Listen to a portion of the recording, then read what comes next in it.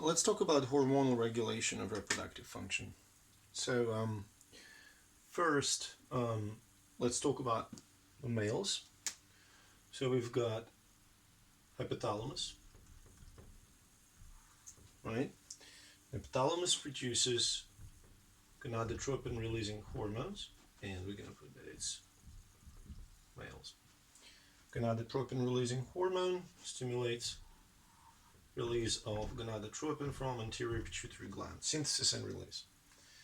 So two of them are luteinizing hormone and follicle stimulating hormone, which then act on luteinizing hormone acts on Leydig cells, and Leydig cells produce testosterone.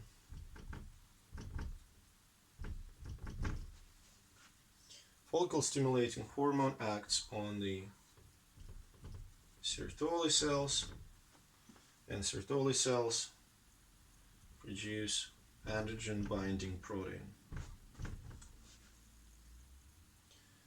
So testosterone and androgen binding protein bind to each other. Testosterone binds to androgen binding protein, and as the result of that binding, this complex stimulates spermatogenesis. Now, what about the negative feedback? Well, we've got testosterone and inhibin. So testosterone and inhibin that inhibit essentially hypothalamus and anterior pituitary. So essentially the accumulation of sperm also has the inhibitory effect. Now, that's males. That's pretty straightforward. Typical hypothalamus pituitary gonadal axis in this case, straightforward negative feedback loop, spermatogenesis as a result. What about females? In females, the situation is different and more complex, I would say. So you also have, let's put the little note here, it's females. Okay, so females. Hypothalamus does indeed produce gonadotropin releasing hormone, which stimulates anterior pituitary gland, which then stimulates the release of follicle stimulating hormone and luteinizing hormone. So follicle stimulating hormone acts on the ovaries, and that's follicle maturation. Luteinizing hormone also acts on ovaries,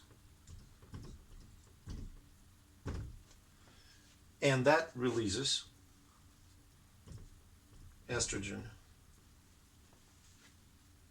Now, this is a little sort of, well, there's progesterone release as well, but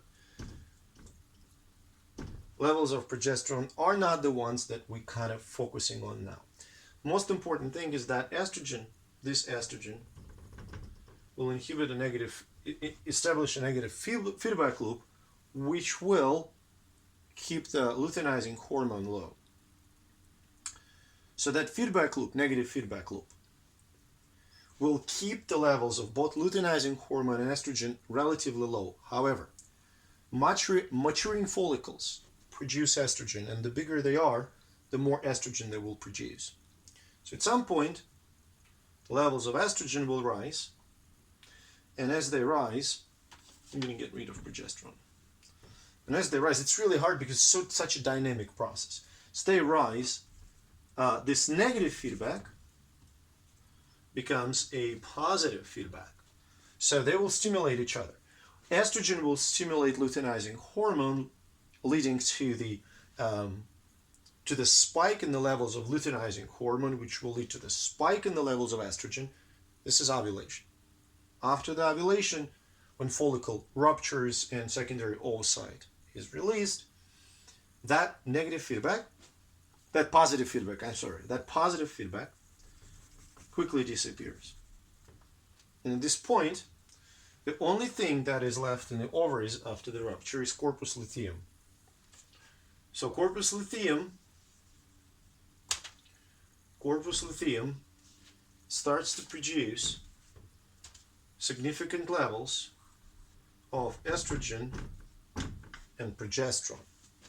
And these significant levels of estrogen and progesterone, they will inhibit luteinizing hormone.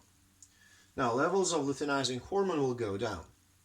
If secondary oocyte is not fertilized, then eventually levels of estrogen and progesterone will go down as well, because corpus luteum will basically disappear.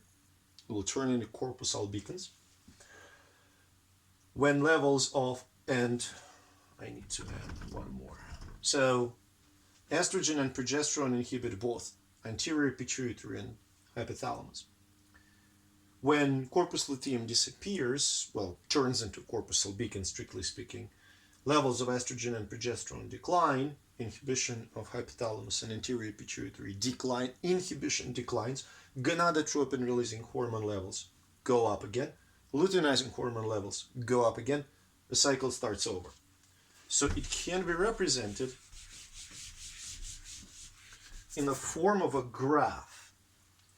So those are hormonal levels.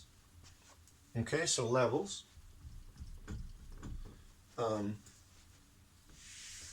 Make it a little bit lower. And I'm going to invoke a few hormones here. So we're going to get luteinizing hormone, follicle stimulating hormone,